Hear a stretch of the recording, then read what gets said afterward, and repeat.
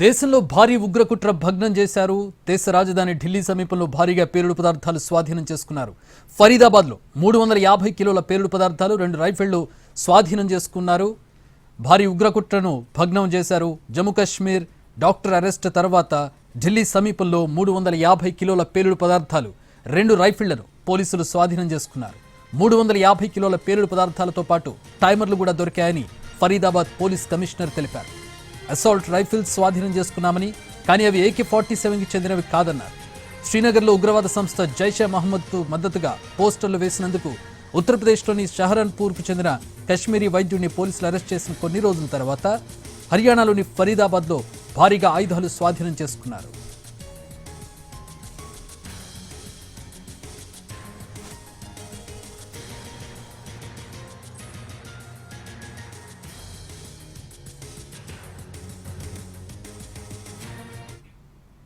ఇటు భారీ ఉగ్రకుట్ర భగ్నమైంది. దీనికి సంబంధించిన పూర్తి వివరాలు అందించడానికి మా ప్రతినిధి రాజు ఢిల్లీ నుంచి జాయిన్ అవుతున్నారు. రాజు.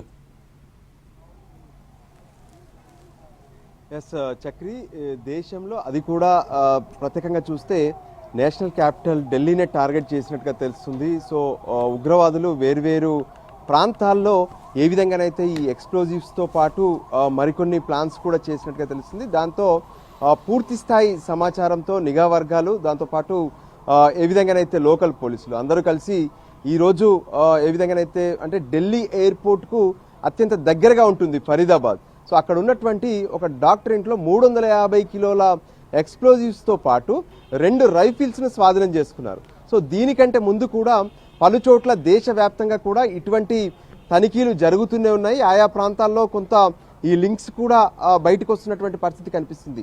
ఈ మధ్య కాలంలోనే అంటే ఏదైతే గత నెల ప్రత్యేకంగా జమ్మూ కాశ్మీర్లో ఈ జైషే మహమ్మద్కి సంబంధించినటువంటి పోస్టర్లను కూడా అతికించారు. సో అది ఎవరు ఏంటి అనేది ఎప్పుడైతే ఇన్వెస్టిగేషన్ జరిగిందో ఆ ఇన్వెస్టిగేషన్లో అనంతనాగ్ మెడికల్ కాలేజ్, అంటే ఇదంతా కూడా మనకు ఏ విధంగానైతే జమ్మూ కాశ్మీర్లో చాలా కోర్ ఏరియాగా చూస్తాము. సో ఆ ఏరియాలో జరిగినటువంటి ప్రాంతంలోనే ఇదంతా కూడా జరిగింది. పుల్వామా, దాంతోపాటు ఏ విధంగానైతే గతంలో ఉగ్రవాదులు అటాక్ చేసినటువంటి ప్రాంతాలు ఉన్నాయో ఆయా ప్రాంతాలకు దగ్గరగా ఉండేటటువంటి ప్రాంతమే అనంతనాగ్. సో అనంతనాగ్లో ఉన్నటువంటి మెడికల్ కాలేజీలో మెడిసిన్ పూర్తి చేసుకున్నటువంటి ఒక డాక్టర్ అక్కడ మెడికల్ ఏ విధంగానైతే అక్కడ హాస్పిటల్లో కూడా పనిచేశారు. సో అతనే ఆ పోస్టర్లు అతికించినట్టుగా తెలిసింది.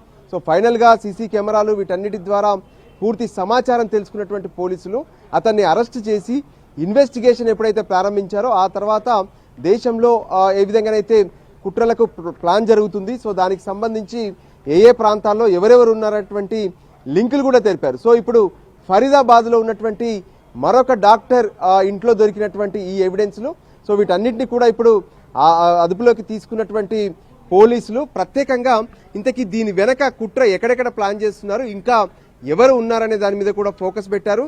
సో ఫైనల్గా తెలుస్తుంది ఒకటే, ఏ విధంగానైతే నేషనల్ క్యాపిటల్తో పాటు మరికొన్ని ప్రాంతాల్లో పెద్ద ఎత్తున ఉగ్రదాడులు చేయాలనేటువంటి ప్రయత్నాలు జరుగుతున్నాయి. అందుకోసమే వీళ్ళంతా ఈ జైషే మహమ్మద్ లీడ్ చేస్తున్నారా లేదంటే ఇంకెవరు లీడ్ చేస్తున్నారు అంటే ఇది పాకిస్తాన్ నుంచి ఉగ్రమూలాలు ఉన్నట్టుగా తెలుస్తుంది. సో వాళ్ళందరినీ కూడా కనిపెట్టేందుకు ప్రత్యేకంగా ఇప్పటికే పోలీసులు వివిధ బ్యాచ్లుగా ఏదైతే డివైడ్ అయిపోయి ఆ ప్రయత్నాలు కొనసాగుతూనే ఉన్నాయి. అవసరమైతే ఈ కేసును NIAకు కూడా బదిలీ చేయాలనేటువంటి ఆలోచనతో కనిపిస్తున్నారు. మొత్తానికి ఈ ఉగ్రకుట్రను అయితే ఇప్పటికీ భగ్నం చేశామని చెప్పి పోలీసులు స్పష్టం చేస్తున్నారు.